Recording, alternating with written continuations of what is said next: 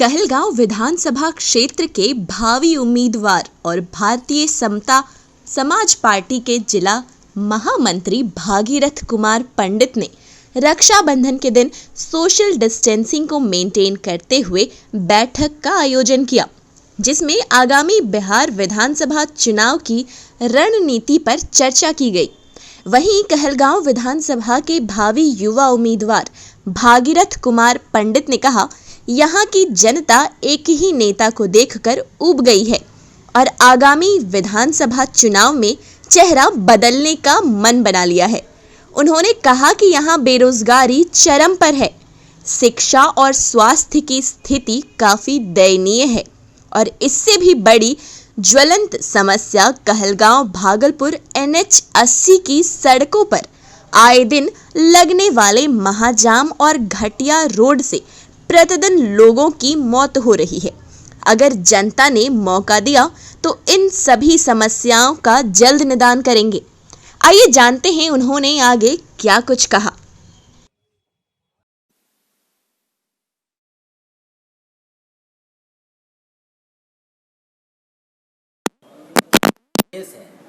बस हमारा ये उद्देश्य था कि युवाओं को इस मंच पर लाया जाए और युवाओं को जागृत किया जाए, क्योंकि जब तक युवा एक नहीं होंगे राज्य का विकास दिखेगा नहीं। इसीलिए युवा का इस मंच पर लाकर आज, क्योंकि देश के सबसे ज़्यादा जनसंख्या युवाओं की है, क्योंकि ये युवाओं में इतना तो इतिहास बना सकता है और इतिहास धूमिल कर सकता है। तो मैं इस युवा को यहाँ बुलाने का मेरा एक उद्देश्य था कि यहाँ की जो शिक्षा है, यहाँ की जो सड़क की जो समस्या है और यहाँ के जो बेरोजगार युवा है और यहाँ के जो बाढ़ की समस्या है, ये आज नहीं, ये बार बार आ रही है।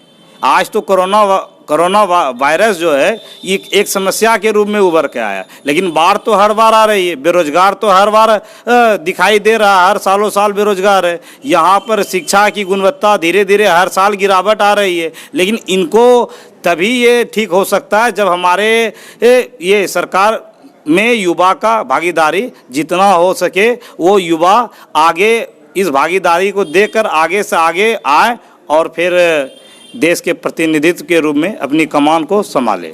जिस पार्टी से आप बिलोंग करते हैं, महामंत्री का आपको जो है वो एक अच्छा पद दिया गया है, क्या जिम्मेदारी समझते हैं और इस आगामी बिहार विधानसभा के चुनाव में क्या भूमिका होगी? हमारी भूमिका यही है कि मैं ये जिला महामंत्री मुझे जो बनाया गया है, मैं यहाँ पर जो चुनाव इस पार्टी से जो चुनाव लड़ने वाले उम्मीदवार होंगे, मैं उनको भरपूर सहयोग और साथ दूंगा तन मन धन से, और उनको प्रोत्साहित करूंगा क्योंकि आप चुनाव लड़े, क्योंकि युवा जब तक आगे नहीं आएंगे देश और राज्य और देश के कार्य का विकास नहीं होगा। और मैं जितने युवाओं को जितना से जितना मैं मदद कर सकूं, ये हमारी जिम्मेदारी है, और लोगों को जागरूक कर सकूं और लोगों को एक कर सकूं। बड़े बड़े कद्दावर नेता हैं यहाँ पर, कई सालों से हैं, अपना पैर जमाए हुए हैं, उस जगह पे अपने आप को कहाँ फिट समझते हैं और कैसे उनके सामने आप अपनी उनको चुनौती दे पाएंगे? हम ये देख रहे हैं कि नेता आज से नहीं, जब से हमारी उत्पत्ति भी नहीं हुई तब से नेताओं की लिस्ट मैंने सुनते आ रहे थे। जब आज़ाद हुआ तो नेहरू जी 40 साल तक राज किए, उसके बाद सत्ता आए गए, गठबंधन सरकार हुई, आज अभी बीजेपी की पार्टी है और ये अच्छी काम कर रही है देश के लेवल पर, लेकिन राज्य की स्थिति कुछ और है। राज्य में जो गठबंधन सरकार है वो ठीक से काम नहीं कर पा रही है और नेता तो गद्दावर होते ही हैं, लेकिन हम लोगों को युवा को जब तक नहीं आए, क्योंकि अगर ये प्रसिद्ध नेता अगर अपनी स्वकीय भूमिका निभाते तो देश की और राज्य की स्थिति आज ऐसी नहीं होती। आज राज्य की स्थिति ऐसी है कि समस्याएं उत्पन्न है, लोग त्रस्त है, बेरोजगारी की चरम सीमा पर पहुंच गया है, शिक्षा की गुणवत्ता सबसे नीचे चला गया है और सड़क की हालत तो जर्जर अवस्था में पहुंच गया। लोग हॉस्पिटल तक नहीं जा सकते, लोगों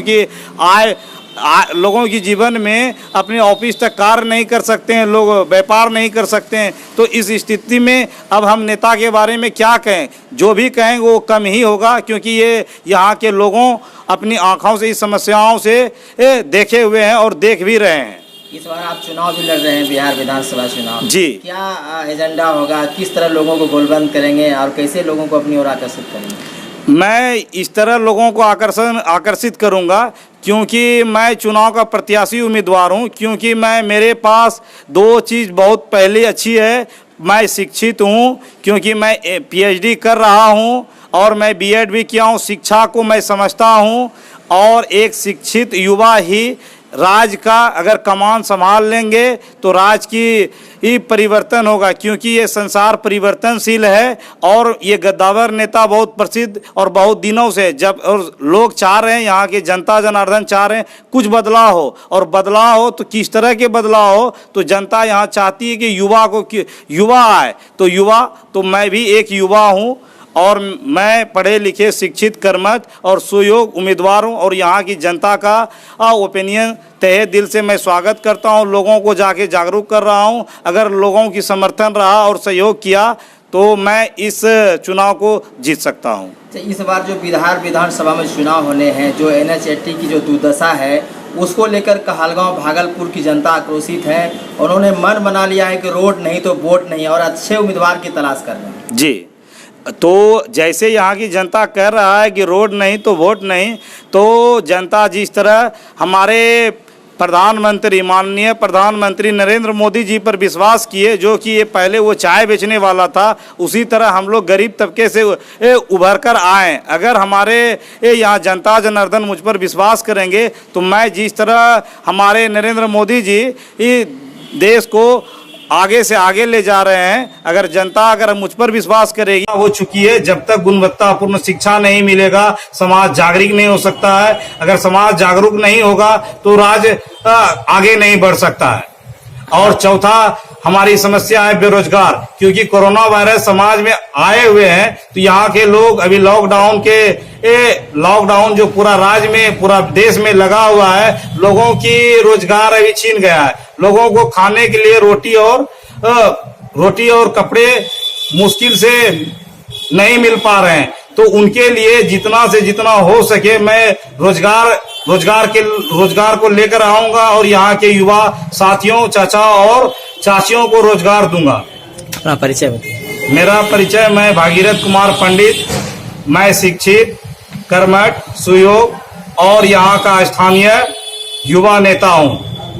आप सचिवालय भी पास कर चुके हैं? हाँ, मैं मेरी शिक्षा, मैं अभी सचिवालय सहायक मैं पास किया हूँ, मैं बीएड किया हूँ। अगर सरकार ये स्टेट एक बार नहीं दो बार एग्जाम लिए और उसके बाद आंसर शीट देकर भी 5 महीने बाद अगर कैंसिल करेंगे, ये विद्यार्थियों के साथ खिलवाड़ हो रहा है। अगर ये नहीं होता तो आज मैं हाई स्कूल के टीचर हो गए होते, तो आज ऐसी दुर्दशा नहीं आता। इन समस्याओं को देखकर मैंने मन बना लिया है कि मैं इस बार चुनाव लड़ूंगा और मैं जीतने का कोशिश करूंगा। ठीक।